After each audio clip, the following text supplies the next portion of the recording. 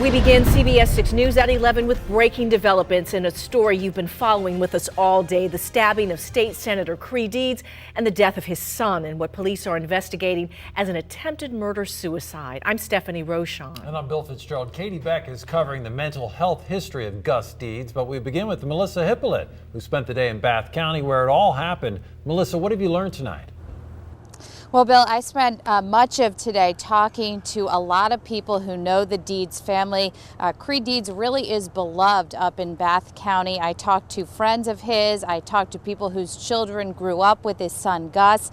They told me Gus was just an incredibly kind, nice kid who loved music and was very bright. I talked to one friend, asked them if they knew if the father and son were very close. He kind of hesitated for a moment and then said, well, they did have one thing in common. They have a similar personality where they're really good with people. I talked to another family friend who told me he'd really noticed a change in Gus ever since he went off to college. This is the road Senator Creed Deeds stumbled down after being stabbed multiple times by his son, Gus. Mr. Deeds exited the premises. Incredibly, Deeds' cousin happened to be heading out on a hunting expedition at that very moment and spotted Deeds. A close family friend who didn't want to be identified told CBS 6 the cousin brought Deeds to his home where his wife, a nurse, stopped the bleeding. We had 2 helicopters on standby, one which was utilized and took Mr. Deeds out, and one that was sent back. The Bath County Sheriff would not comment on the investigation inside the Deeds home, but did say the crime scene is big. It's a wide crime scene, let's just leave it at that. Sheriff Robert Plecker also confirmed his deputies went to the Deeds home on Monday, but he declined to say why. I don't want to get into the nature of the call right now, but it was not an E911 call. The family friend we spoke with told us the family wanted Gus committed to a mental institution. He said there were obvious signs of mental issues after Gus went to college. The friend, along with Sheriff Plecker, both described Gus as an incredibly nice kid. Top-notch student, couldn't ask for a better kid. Now this investigation continues tonight. The sheriff in Bath County told me he plans to be out there again tomorrow morning to do more work on this investigation. Meanwhile, here in Charlottesville, at last we heard Creed Deeds is in fair condition tonight. I called the hospital to try to get an update, and they told me no further information would be available at this time. Reporting live in Charlottesville tonight, Melissa Hippolyte, CBS 6 News. Thank you, Melissa. And as you heard Melissa mention, mental health issues may have played a role in what happened this morning. Tonight, Katie Beck spoke with the facility that evaluated Gus Deeds just yesterday. They explained how a state law may be responsible for him being sent home instead of getting care. She investigates all new at 11. Katie?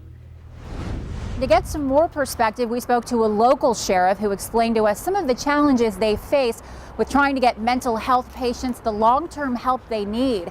After they've been ordered to have an evaluation, sometimes authorities are in a race against time. As tragic truths come to light about what happened inside the home of Senator Creed Deeds Tuesday morning, a new focus centers in on mental illness. Published reports indicate that Deeds' son Gus was recently served with an emergency custody order, meaning his behavior indicated he was a danger to himself and others and was ordered to have a mental evaluation. Sometimes we can guard people 10 or 12 hours before they find a bed for them. Henrico Sheriff Mike Wade often sees folks in situations like Deeds who end up in the custody of his deputies. He says it's a tricky situation because legally authorities only have 4 hours to evaluate someone and, if needed, place them in a facility before that person is free to walk away. You know, you're really stuck with violating the law because the law says you can only hold them for 4 hours. We contacted Rockbridge Area Community Services Facility in Lexington, Virginia. That's where it's believed Gus Deeds was evaluated. The executive director first expressed his condolences to the Deeds family. We then asked if a bed shortage could have been why Gus Deeds was sent home. The director wouldn't give specifics, but did offer an explanation for the 4-hour rule. He said, within those 4 hours, if a mental health professional determines they need a psychiatric bed space, they have to use those same 4 hours to locate a receiving facility. In certain conditions, a 2-hour extension is granted by a magistrate, but under no circumstances can a person be held beyond 6 hours involuntarily under an ECO. Wade says certainly across the state of Virginia, there is a shortage of mental health resources available for folks. He says his own deputies will often drive several hours to transport someone with mental health issues to the next available bed, which could be several hours away. We're live in Richmond tonight. Katie Beck for CBS 6 News. Guys, I'll send it back to you. Of help, and we're finding out more about Gus Deeds tonight, in addition to what Melissa and Katie just told us, and getting a clearer picture about the kind of person he was. Mark Holmberg will have that part of our coverage in just a few minutes. A Liberty University student attacked a campus police officer with a hammer before he was shot and killed early this morning. That's what a search warrant CBS 6 obtained reveals. According to that warrant, 19-year-old Joshua Hathaway from Lubbock, Texas, appeared at an all-women's residence off campus at 4 a.m., telling the officer there he'd been robbed. As the officer took down the information, the warrant says Hathaway suddenly attacked him. The officer fired at least 2 shots, striking Hathaway. The incident was about 3 miles from the main Liberty campus, which school officials say were open and operating as normal today.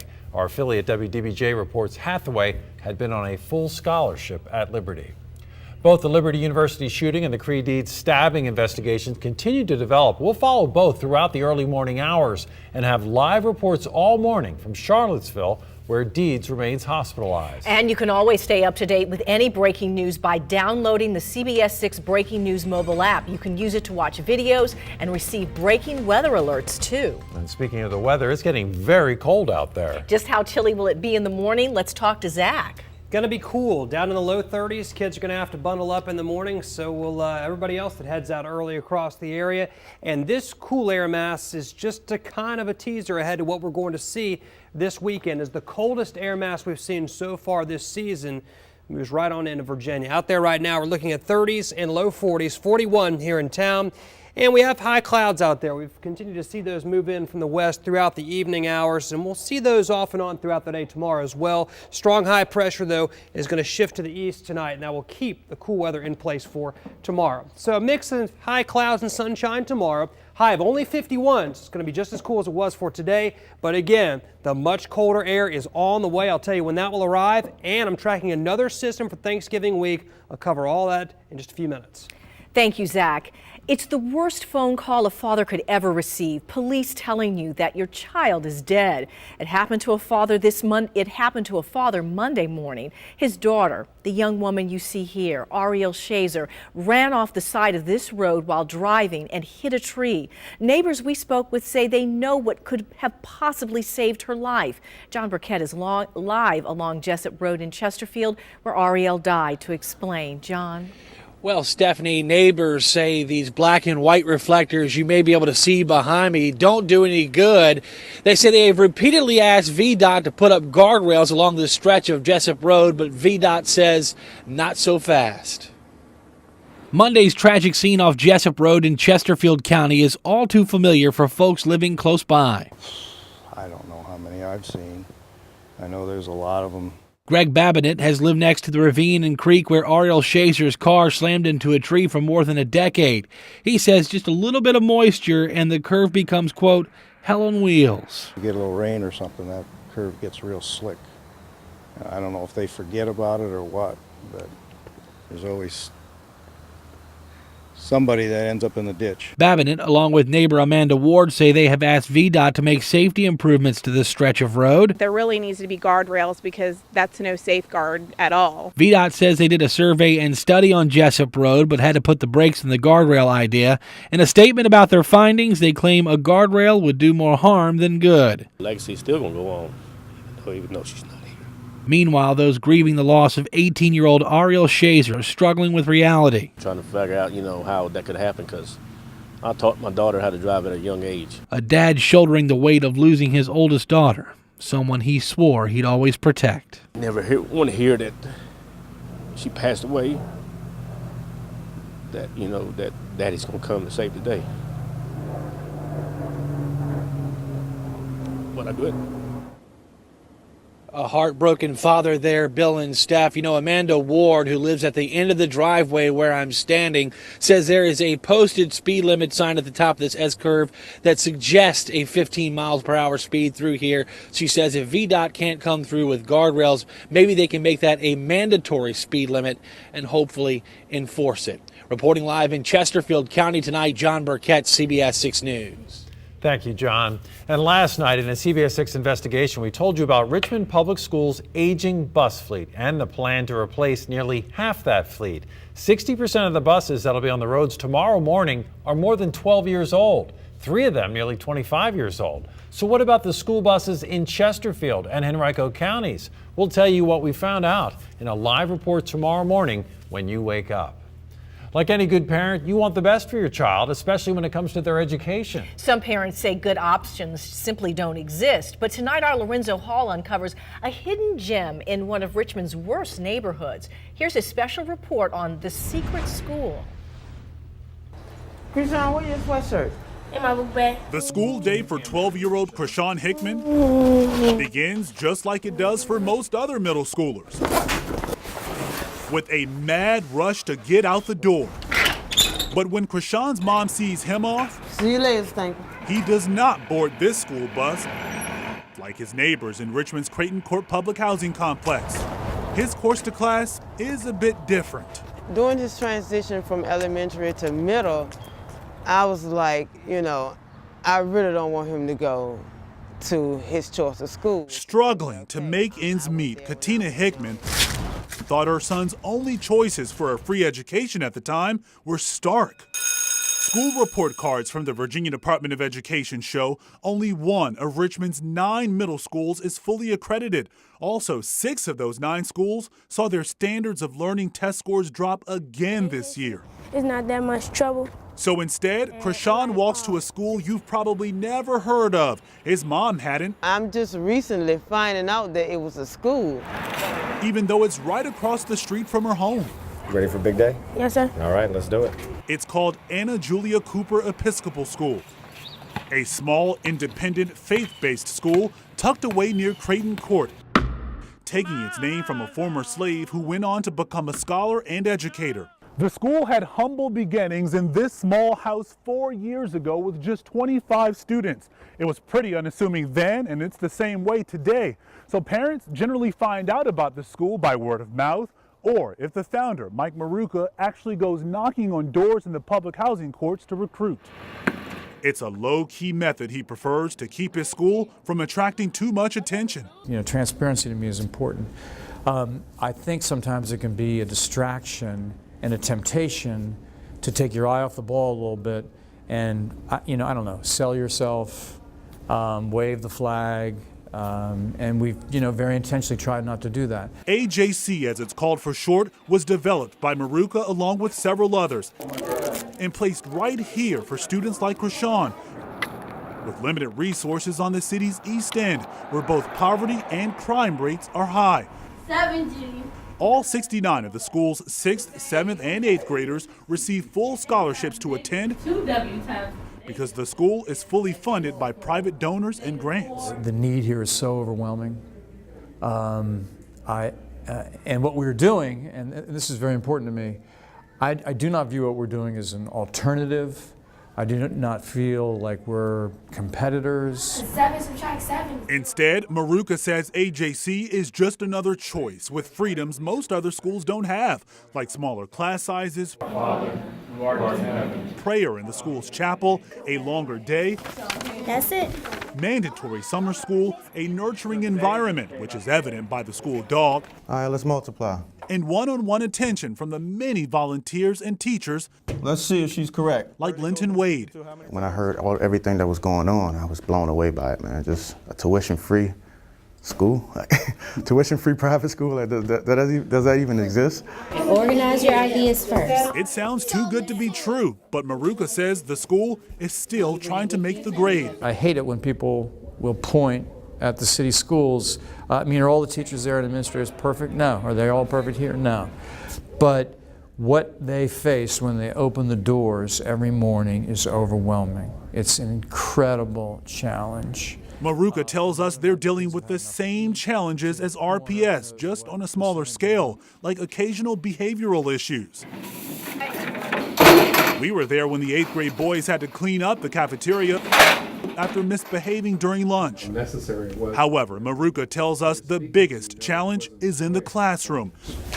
While he says they're making significant strides there, almost all of the students come in behind grade level. You're not saying that this is the answer. You don't know if this is the solution or not.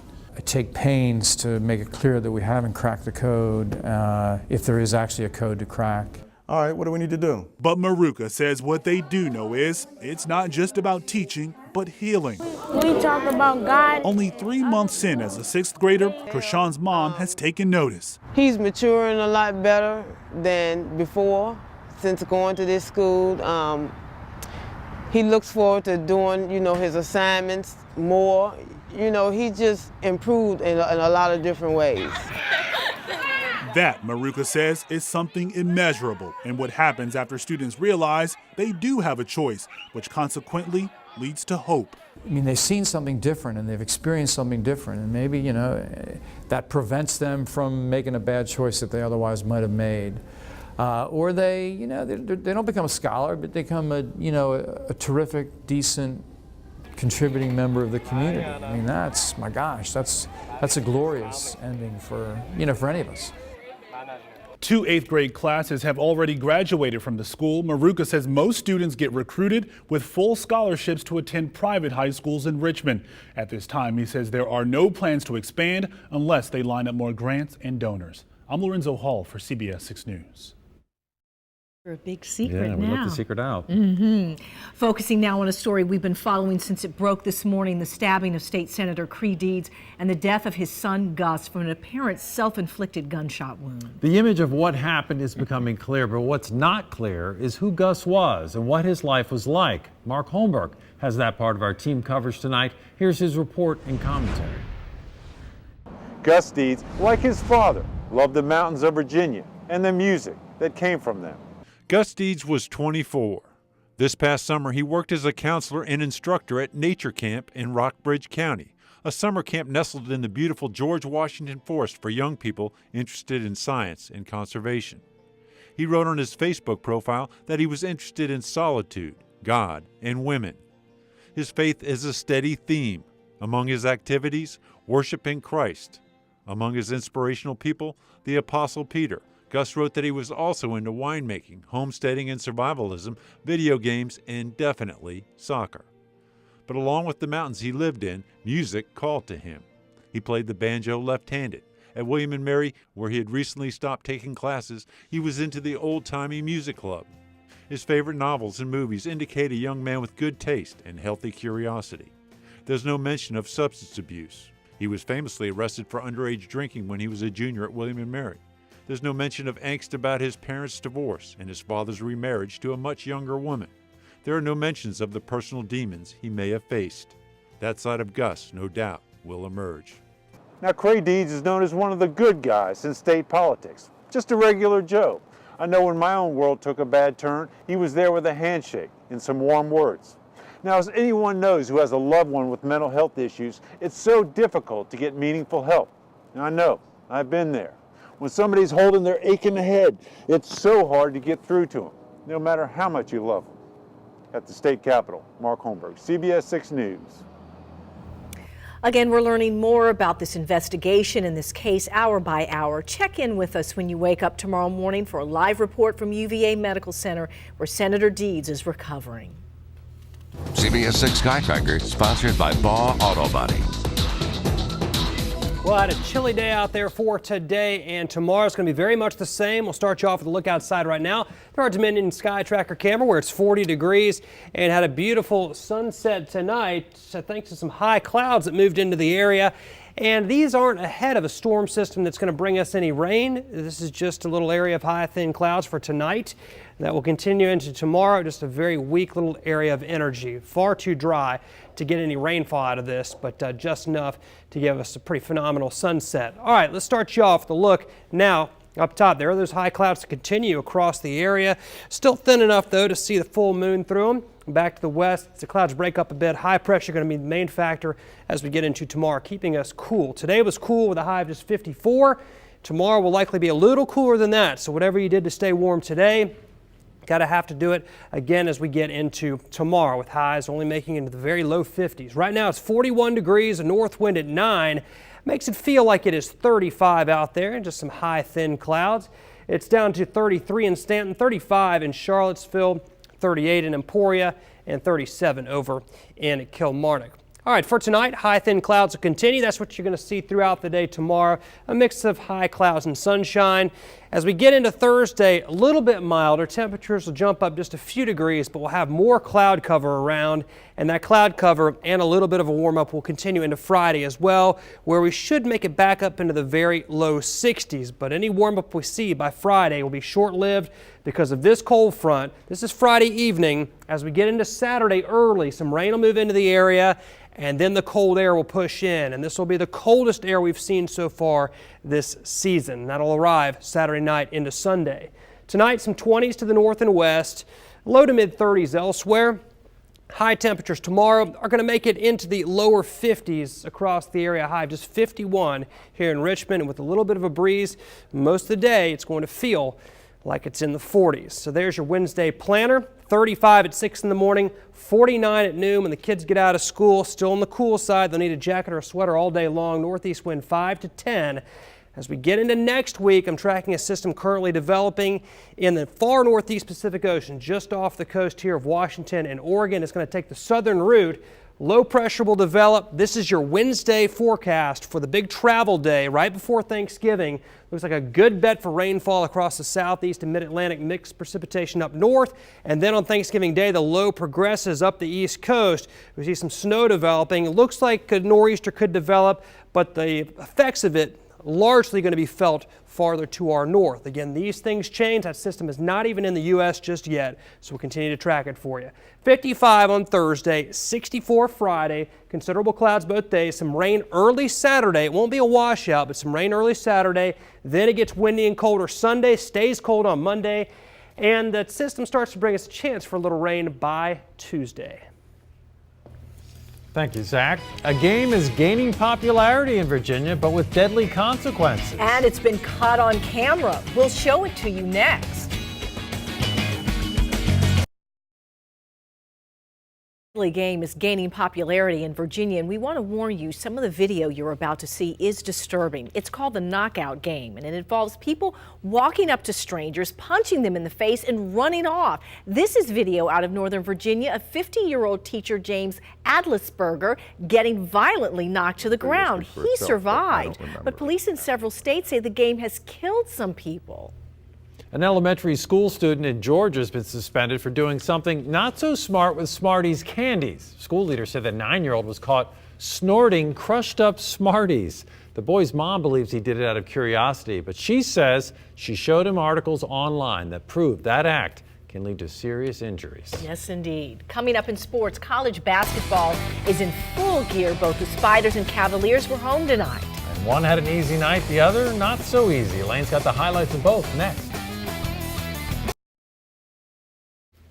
Good evening, everyone. The best thing for any team coming off a tough loss is to get right back out and play. Losses don't come much tougher than the one the Richmond Spiders suffered Saturday night, going scoreless over the final 7.5 minutes in a home loss to Minnesota. But their next chance came tonight against Hofstra, the final game of their 4-game homestand to start the season. These two programs had not met in 20 years. First half, Cedric Lindsay gets the hoop and the harm. You're going to hear a lot of that with the new foul calls this year. He had a game-high 26, game tied early. But later in the half, Zeke Upshaw, 3 from the top of the key. He had a game-high 37, and the Pride led by as many as 11. Spiders come back behind the line. Kendall Anthony hit 3 threes in the first half. He had 18. Spiders were down by as many as 11 in the second half. They had to force overtime, but they get the win at home, 74-63. Virginia hosting Navy in the George Welsh Classic. These two programs hadn't met since 1974. First half, Joe Harris with the spin. Behind the back to Mike Tobey. He had 13 points, 8 rebounds. Who's led by a basket early. Then Harris with a drive, takes it in himself. He finished with 16. Cavs led by a half dozen. Malcolm Brogdon had 13. Anthony Gill added 18 points and 5 rebounds. No trouble for the Hoos at home tonight as they roll the Midshipmen 67-42.